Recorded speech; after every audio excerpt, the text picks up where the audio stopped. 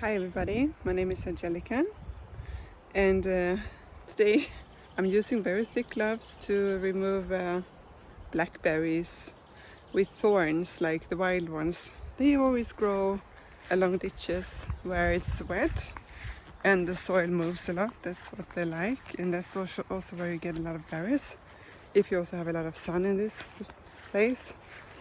But they are quite fine with growing in harsh conditions as well.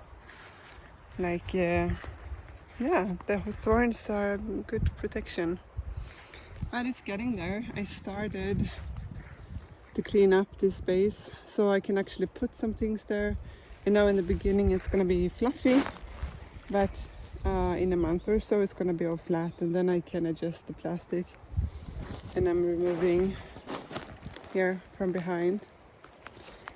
But I just wanted to talk a little bit about how to handle plants and watering in different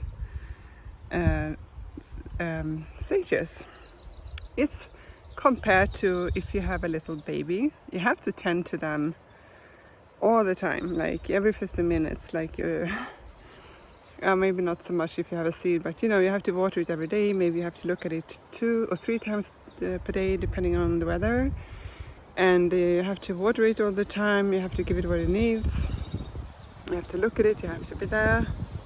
But as they grow older, it actually would be harmful to water them all the time. And sometimes when you love something, you can water it to death. Let's say, for example, you have plants at home. A lot of people have plants at home and they die because they water them too often, or they don't water them at all. But if you really like something and you put water on it and water on it and water on it, what happens is that they get all the water from the top area and they only grow roots on the surface. They never go deep and look for water themselves. And that happens with people too. Like if you love somebody so much, like your child, and you just constantly water it and you give it everything, it never goes on its own and looks for what it needs. They don't become strong. And what you do is harmful because you take the power away from that person. You take the power away from your salads or your tomatoes or your kale to handle some time and conditions on their own. So we should let them find their roots. But of course, if we see they start to suffer, we see they need something, we need to water them. Or maybe they even go look like, I can't find what I need and I'm very tired now, can you please water me? Yeah, then you should do it. But sometimes